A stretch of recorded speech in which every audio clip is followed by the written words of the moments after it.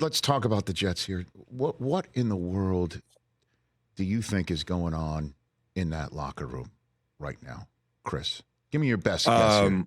My best guess is the defensive players are feeling like they're wasting some time, some valuable time. Anytime you trot out there. I played on a team for 8 years that, we were 1-15, we were 2-14, we couldn't get together offensively.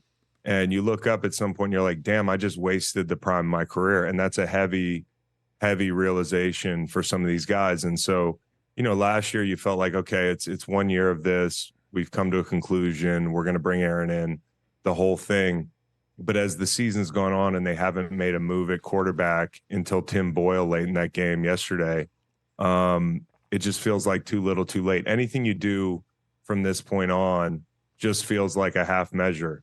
Doing it the right way would have been to see the sample size and see that it doesn't look much different than last year. There was a time for a couple weeks here where we were like, the Jets are different this year.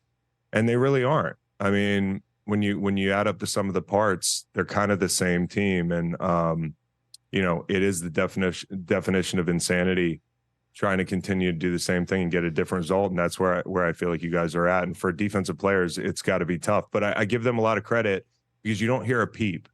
I don't hear a peep out of those guys. Like they go out, they play their butts off. It doesn't go their way every week, but they're the reason that they're in a lot of these ball games. And I haven't heard a guy at the podium after the game, turning on Zach or the offense. And so I tip my cap to those guys. Well, I mean, you got to give Saleh credit for that. And yes. and his body language doesn't move ever, and as a defensive guy, seeing his defense playing the way that it is playing, his inner monologue, he must be shrieking in his head, watching one of the worst offenses ever. My question for you is the moves. They were talking about playing younger players going into the Bills game, and then hardly any of them played. But be that as it may, it does feel like they are totally paralyzed because they're not making moves that they normally would make. Benching the quarterback, changing the play caller, benching some of these wide receivers who are not performing very well because Rodgers might not like it. You might antagonize the guy who's working his butt off out here in Southern California to prove himself a modern medical miracle. And I'm wondering what you think about that, Chris. Well, listen, I mean, like Aaron Rodgers, incredible player. When they made this move, I was all about it. Right. I still think he's got gas left in the tank. And next year, if he wants to come back and light the world on fire, I'm not going to doubt him. The ball looks different coming off his hands, even at this age. But this team was designed for Aaron. You bring in a play caller that suits Aaron. You bring in personnel that suits Aaron. And so, where you look at Cleveland and what they've built, I actually feel just as good about them, maybe better this week than I did last week. And, I feel like that team can buy in the style of football that they play. It's going to simplify things like, okay, we got to win with DTR.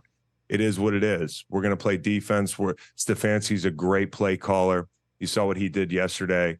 The Jets just weren't set up for this. And, I feel like at this point, there's not much you can do. But with Aaron Rodgers and talking about coming back, I also think he knows they're going to be out of it. So you're never going to have to make good on that unlikely prediction. It's why would Aaron Rodgers come back if the Jets are 4-8?